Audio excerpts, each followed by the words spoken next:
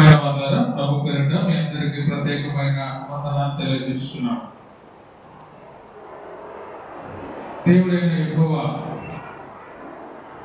మానవులందరినీ కలుగు చేసి ఇశ్రాయేలీయుల ప్రజలను తన పిల్లలుగా ఎంచుకొని, తన పిల్లలు ఏ రోజు కూడా విశ్వాసంలో పడిపోకూడదని వారిని నడిపించుటకు అనేక మంది నాయకులను ఏర్పాటు చేసి వారి ముందుంచి నడిపించాడు. అయితే ఇశ్రాయేలీయుల ప్రజలు చాలాసార్లు దేవుని మర్చిపోయి, దేవుని నిబంధనను మర్చిపోయి, దేవుని యొక్క ఆజ్ఞలను మర్చిపోయి వారు ముందుకు వెళుతూ వచ్చినారు. దేవుడు మోషేని ఏర్పాటు చేసినాడు. మోషే మృతి నొందిన తర్వాత దైవజనుడైనటువంటి యెహోషువను దేవుడు ఏర్పాటు చేసుకున్నాడు. దేవుడు యెహోషువను ఏర్పాటు చేసుకున్న తర్వాత యెహోషువతో దేవుడు అన్నమాట, యెహోషువ 1వ అధ్యాయము 5వ వచనం మనం చదువుకున్నట్లయితే, నీవు బ్రతుకు దినములన్నిటను ఏ మనుషుడు నీ ఎదుట నిలవలేకపోయిందను, నేను మోషేకు తోడైనట్లు నీకు తోడైందును, నిన్ను విడువను, నిన్ను ఎడబాయను, ఇబ్బరము కలిగి ధైర్యముగా ఉండము. వారికి ఇచ్చేదని నేను వారి పితరులతో ప్రమాణం చేసిన ఈ దేశమును నిశ్చయముగా నీవు ఈ ప్రజల స్వాధీనము చేసేదవు. దేవుని మాటను చూస్తే మోషేతో దేవుడు చెప్పినట్టుగా యెహోషువతో చెప్తున్నాడు, నువ్వు భయపడద్దు, ఇబ్బరము కలిగి ధైర్యంగా ఉండు, నీవు ఈ ప్రజలను నడిపించుటకు నేను ఏర్పాటు చేసుకుంటానని దేవుడు సెలవిచ్చిన తర్వాత దేవుడు 2 వేగుల వారిని మరి పంపించినప్పుడు ఆ వేగుల వారు ఒక వేశ్య ఇంటికి వెళ్తారు. ఆ వేశ్య రాహాబు అనే వేశ్య. ఆ రాహాబు అనే వేశ్య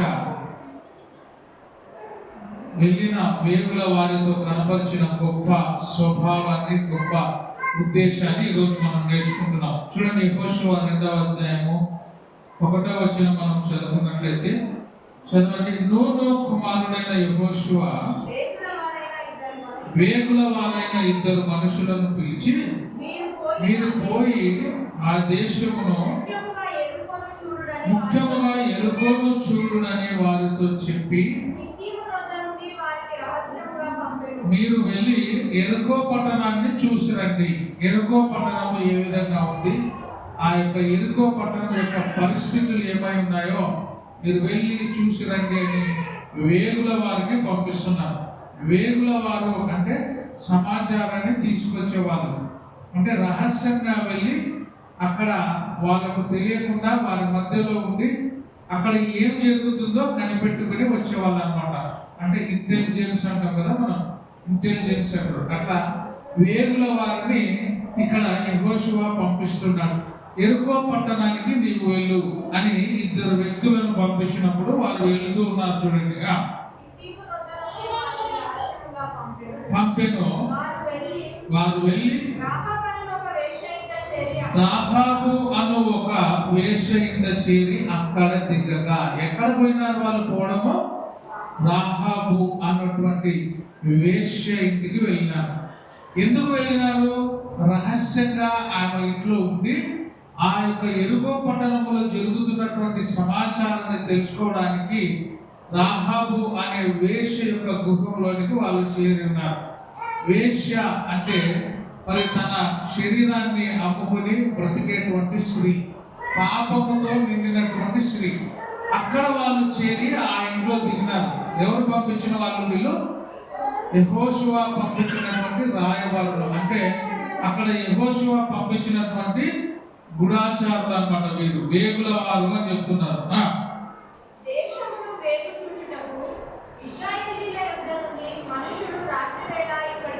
ఎరుకో పట్టణానికి వచ్చిందని రాజులకు వర్తమానము వచ్చెను. అంటే రాజుకు తెలిసిపోయింది, 2 మనుషులు మా రాజ్యం యొక్క వివరాలను, మా రాజ్యం యొక్క పరిస్థితులను తెలుసుకోవడానికి మరి రాహాబు అనే వేశ్య ఇంటిలోనికి దిగి ఉన్నారని రాజు తెలుసుకొని ఏం చేసినాడు చూడండి, అతడు నీ యొద్దకు వచ్చి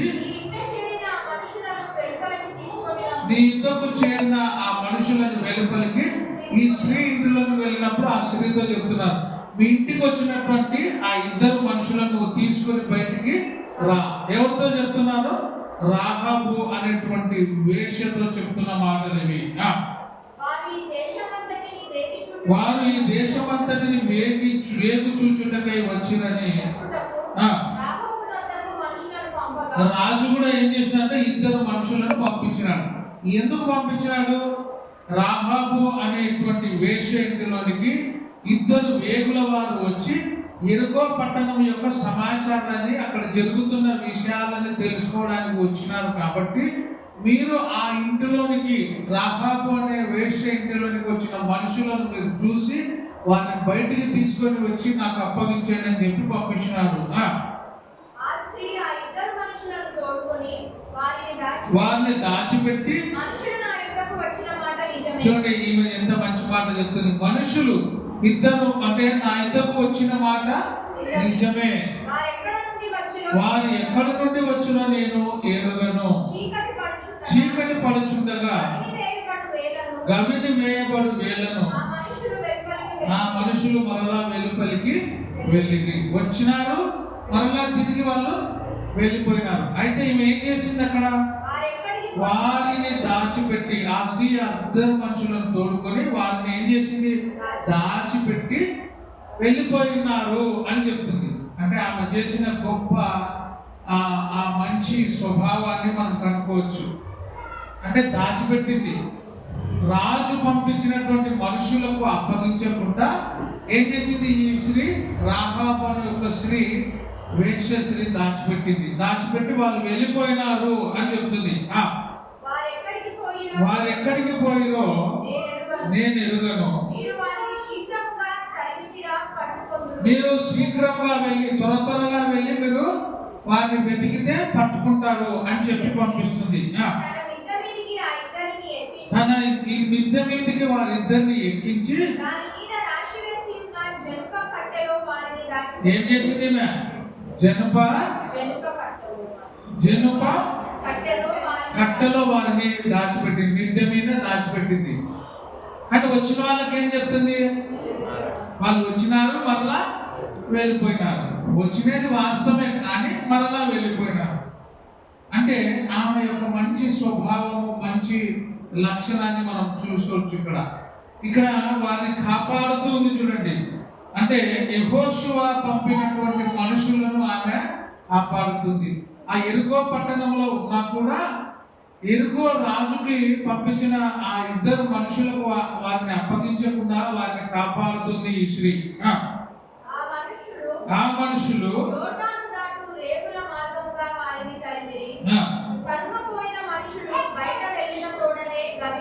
గవిని వేయబడును. ఆ వేగుల వారు పండుకొనక మునుపు ఆమె వారున్న మిద్దె మీదకి ఎక్కి వారితో ఇట్లా నేను ఏం చెప్తాను చూడండి. ఆ స్త్రీ, యెహోవా ఈ దేశంలో మీకు ఇచ్చుచున్నాడని, మీ వలన మాకు భయం పుడుతుంది. ఎందుకంటే ఈ దేశంలో మీకు ఆయన అప్పగిస్తున్నాడు అని మాకు తెలుసు. ఈ దేశంలో యెహోవా ఏం చేస్తున్నాడు? మీకు అప్పగిస్తున్నాడు. ఈ దేశానికి మిమ్మల్ని, ఈ దేశము ఏమంటా? యెహోవా ఈ దేశంలో మీకు ఇస్తున్నాడని, మీ వలన మాకు భయము పుట్టునయు,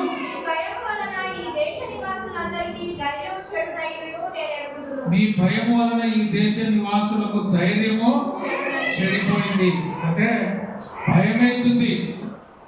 ఎందుకంటే ఈ దేశం ఇంకా ఏమైపోతుంది? ఎవరి స్వాధీనం అయిపోతుంది?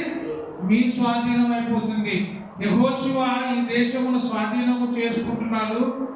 ఈ దేశాన్ని దేవుడు మీకు ఏమైతున్నాడు? అప్పగిస్తున్నాడు. మాకు తెలుసు. ఈ సమాచారం విన్నప్పుడు మాకు ఏం కలుగుతుంది? భయము పుట్టి ధైర్యము చెడిపోతుంది అని చెప్తుంది. మీరు ఈ దేశంలోనికి వచ్చినప్పుడు, ఐగుప్తు దేశంలో నుండి వచ్చినప్పుడు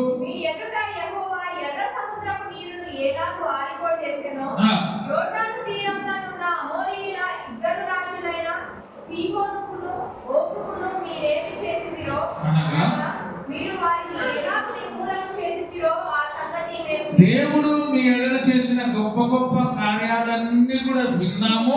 ఆ విన్న వాటిని బట్టి మాకు భయం పుడుతుంది. ఈ దేశాన్ని మీ చేతికి అప్పగించబోతున్నాడు అని కూడా మాకు తెలుసు అని రాహాబు వచ్చిన వారితో చక్కగా వివరణ చేస్తుంది. మేము వినినప్పుడు మా గుండెలు ఏమైనాయి? దేవుడు మిమ్మల్ని ఎంతగా రప్పించినాడో, ఐగుప్తు దేశం నుండి ఎర్ర సముద్రమును చీల్చి ఆరిన నేలను నడిపించిన విధానము, ఆ రాజులను చంపినటువంటి ఆ పరిస్థితులను చూసినప్పుడు మా గుండెలు ఏమైనాయి అంటే, ఈ విధంగా మీరు యుద్ధం చేసినారు అని తెలిసినప్పుడు ఈ యొక్క ఎరుకో పట్టణానికి వచ్చినారంటే కూడా ఈ ఎరుకో పట్టణాన్ని మీరు నాశనం చేసి ఈ ఎరుకోని మీరు ఆక్రమించుతారని మాకు తెలుసు. అప్పుడు మా గుండెలు ఏమైతున్నాయి? కరిగిపోయి భయం పుడుతుంది అని ఆమె చెప్తుంది.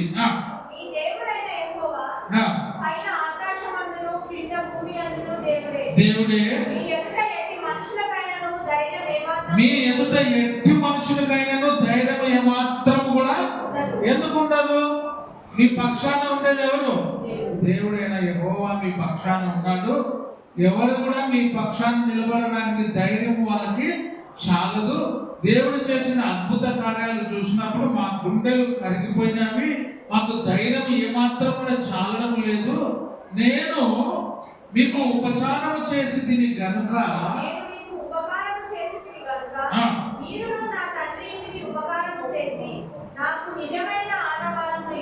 మీరు నాకు నిజమైన ఆనవాలను ఇచ్చి నా తండ్రియు నా తల్లియు నా అన్నదమ్ములను నా అక్క చెల్లెళ్ళను వారి కలిగిన వారందరూ చావకుండా బ్రతకనిచ్చి రక్షించినట్లుగా దయచేసి యెహోవా తోడని ప్రమాణం చేయుడనెను. యెహోవా తోడని ప్రమాణము అయ్యా, నేను మిమ్మల్ని రక్షించినాను, మిమ్మల్ని రాజుకి అప్పగించకుండా కాపాడి ఉపకారం చేసినాను. కాబట్టి మీరు కూడా నాకు ఏం చేయాలా? ఉపకారం చేసి నా తండ్రి ఇంటి వారిని, నా బంధువులను, నా అన్నదమ్ములను మీరు ఈ దేశంలోనికి వచ్చి సంహరించడానికి, యుద్ధం చేయడానికి వచ్చినప్పుడు నన్ను, నా తండ్రి ఇంటి వారిని, నా బంధువులను మీరేం చేయాలా? చావకుండా బ్రతికించండి అని ఆమె వాళ్ళ పక్షాన విజ్ఞాపన చేస్తుంది. చూడండి 6వ అధ్యాయము యెహోషువలోనే 6వ అధ్యాయము 17వ వచనం నుంచి చదువుకుందాం.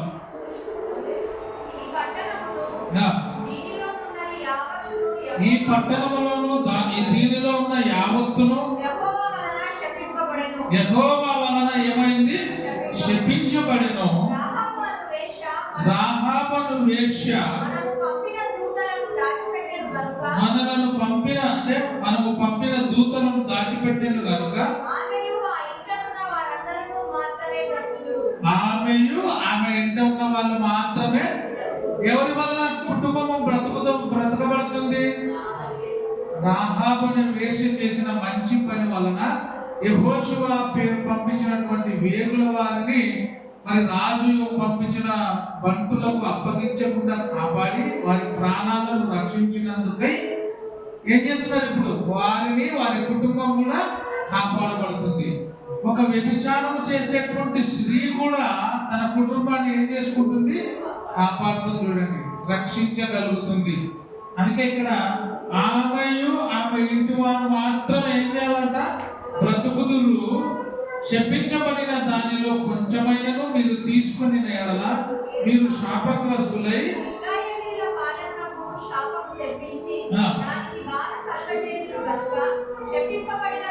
శపించబడిన దానిని మీరు ముట్టకూడదు. వెండియు బంగారును, ఇత్తడి పాత్రలను, ఇనుప పాత్రలను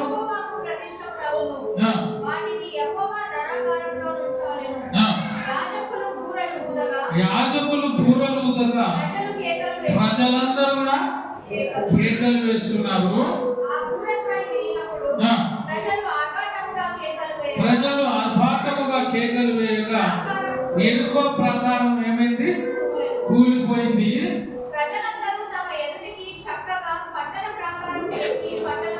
పట్టణమును పట్టుకొని పురుషులనేమి, స్త్రీలనేమి, చిన్న పెద్దలందరినీ, ఎద్దులను, గొర్రెలను, గాడిదలను, ఆ పట్టణంలోని సమస్తమును కత్తి వాత సంహరించింది. యెరూషలేములో ఉన్న వారందరినీ ఏం చేసినారు? సంహరించేసినారు. అంటే పరిస్థితి కనుకొని వేగుల వారు వెళ్ళి యెహోషువకి వాళ్ళ బలం ఎంత బలహీనం ఎంత చెప్పినప్పుడు వాళ్ళు ఆ యెరూషలేము మీద పడి చిన్నలనేమి పెద్దలనేమి పశువులనేమి అందరూ కూడా సంహరించేసినారు. అయితే యెహోషువ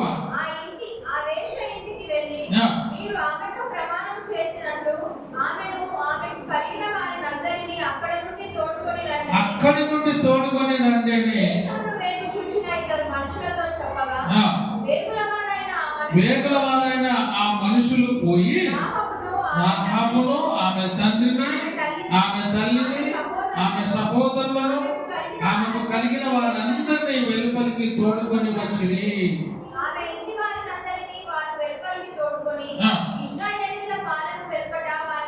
ఇశ్రాయేలీల పాలెము వెలుపల వారిని నివసింపజేసి, అంటే వారిని వారి కుటుంబాన్ని చంపినారా వదిలిపెట్టినారా? ఎందుకు బ్రతికించినారు? వాళ్ళు బ్రతకడానికి కారణమేమి? సందేశ్ వాళ్ళు బ్రతకడానికి కారణమేమి? రాహాబును వేశ్య చేసినటువంటి ఉపకారానికి బదులుగా ఆ కుటుంబము రక్షించబడింది, కాపాడబడింది, ప్రాణాలు పోకుండా రక్షించబడినారు. ఎందుకంటే మనము కూడా అపకారికి ఉపకారం చేయాలి, అపకారికి కూడా ఏం చేయాలా? ఉపకారము చేయాలి. ఈమె కూడా మంచి అంటే ముందుగానే ఆలోచించి ఈ దేశము మీద పడి ప్రజలను చంపేటప్పుడు అందరిని చంపినా కూడా నన్ను, నా కుటుంబాన్ని, నా బంధువులను మాత్రం చంపకుండా వదిలిపెట్టాలని మాట తీసుకునేది. కాబట్టి ఆమెకు ఇచ్చిన మాటను బట్టి యెహోషువ కూడా వేగుల వారికి ఏం చెప్పినారు? ఆమెకు మీరు ఇచ్చిన మాట ప్రకారంగా ఆమెను ఆమె కలిగిన సమస్తాన్ని కూడా ఏమి చేయకుండా వదిలిపెట్టేసేయండి అని చెప్పినారు.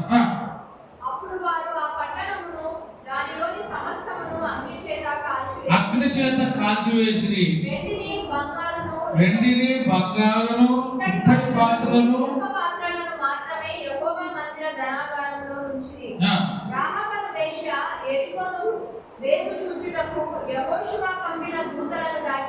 దాచిపెట్టి ఉండేను కనుక ఆమెను ఆమె తండ్రి ఇంటి వారిని ఆమె కలిగిన వారందరినీ బ్రతుకనిచ్చెను. ఆమె నేటి వరకు ఇశ్రాయేలీయుల మధ్య నివసించుచున్నది. ఆమె చేసిన గొప్ప పని వలన అందరిని కూడా రక్షించుకోగలిగింది. చాలా మంది వేశ్యలు ఉంటారు కానీ మంచి స్వభావం కలిగిన వారుగా ఉంటారు. కానీ ఈమె ఒక వేశ్య జీవితం జీవించేటువంటి స్త్రీ అయినా కూడా తన కుటుంబాన్ని కాపాడుకోగలిగింది. కుటుంబం ఏమైతే ఏమి లేదు, నేను బాగుంటే చాలు అని చాలా మంది డబ్బు ఆశ ధనాపేక్షతో బ్రతికే వాళ్ళు ఉంటారు. కానీ ఈమె ఆ విధంగా చేయలేదు. హెబ్రీయులకు రాసిన పత్రిక 11వ అధ్యాయం 31వ వచనం చూస్తే విశ్వాస జాబితా పట్టికలో ఆమె పేరు కూడా రాయబడింది. చూడండి, హెబ్రీయులకు రాసిన పత్రిక 11వ అధ్యాయము 31వ వచనం. విశ్వాసమును బట్టి చూడండి, విశ్వాసమును బట్టి రాహాబును వేశ్య వేగుల వారిని సమాధానముగా చేర్చుకొనినందున, నిజంగా ఆమె చేర్చుకొనినప్పుడు ఆమె మీద కూడా ప్రాణాపాయం రావచ్చు. ఒకవేళ అనుమానం వచ్చి పైన ఉన్నారని తెలిసి వాళ్ళకు ఒకవేళ దొరికితే వీళ్ళతో పాటు ఆమె కూడా చంపిండొచ్చు. ఎందుకు? వాళ్ళకు ఇంట్లో స్థానం ఇచ్చినందుకు ఆమె కూడా తన ప్రాణాలకు తెగించి వాళ్ళను కాపాడింది.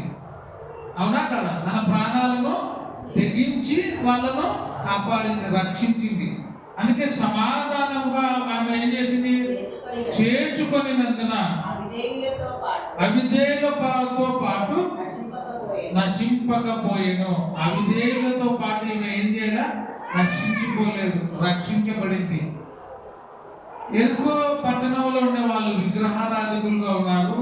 తర్వాత వేశ్యలుగా చాలా మంది జీవిస్తున్నారు. ఆ పట్టణము దేవుని భయభక్తులు కలిగి జీవించినటువంటి పట్టణం.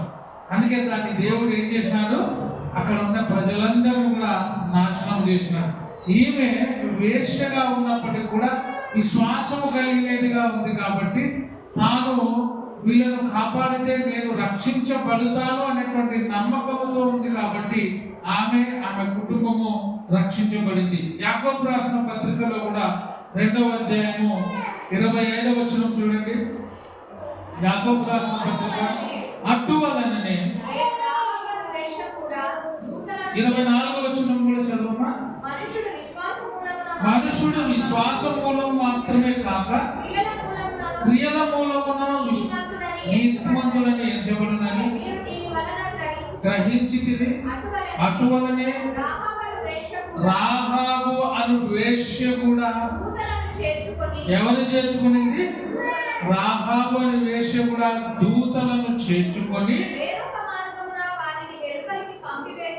వేరొక మార్గమున వారిని వెలుపలికి పంపివేసినప్పుడు వేరొక మార్గమున ఎక్కడ పంపించింది?